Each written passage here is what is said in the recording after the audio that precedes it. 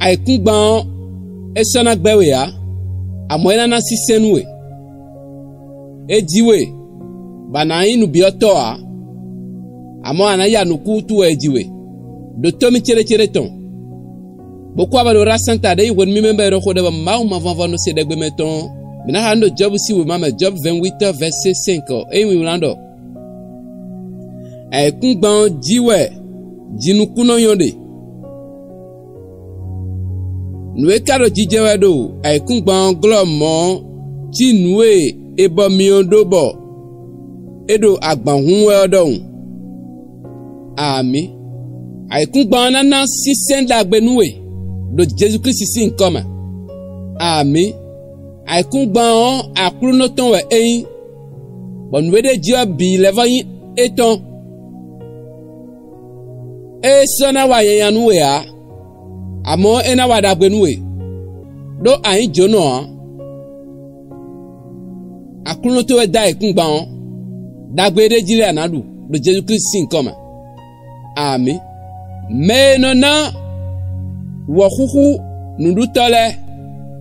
lobonona nukun do tole o edo nuesi hudo adoro gbetomo bi lobona nawe ndebre sin hudo ado wela no emire dion ma vanvo na nawe basana do hudo de bume ha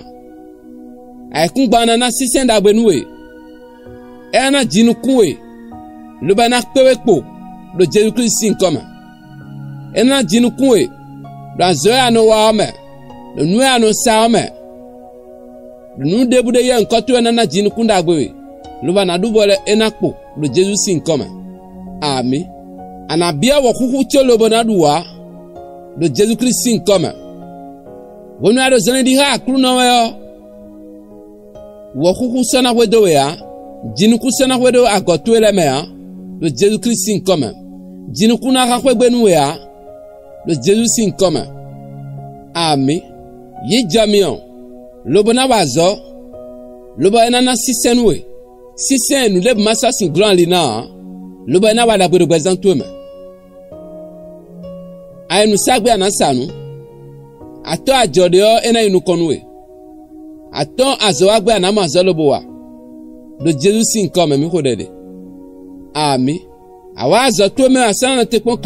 client na do tekpon we asana azome lobo na bla lodo wuwa azogbe ato na wazo do Jesus sin koma nukuti edo aikungba la me lobo no zombo nukun edo o eno suwo nukuti enele ena zomba nukun edo adele be siegbele ena ya usu lo bana sisenda gbe bana dugbeton do Jesus Christ sin koma nkodede amen aikungba to e sana gon sisena do Jesus sin koma nwe ado ena na sisenwe boto nu wasu so nu hwire ganho lo bana ya nukun tage mede me atunda do hudo wo huton kabe jinukuton lo gbazanton me tage me mon ko ton bo enregistrer vidéo lo bo abonner bo de nu sien ora santaton lo nu ehun be tegbe anamode ho le nkoton le lo bana wada bo gbazanton me lo Jesus Christ sin comme me ho dede amen.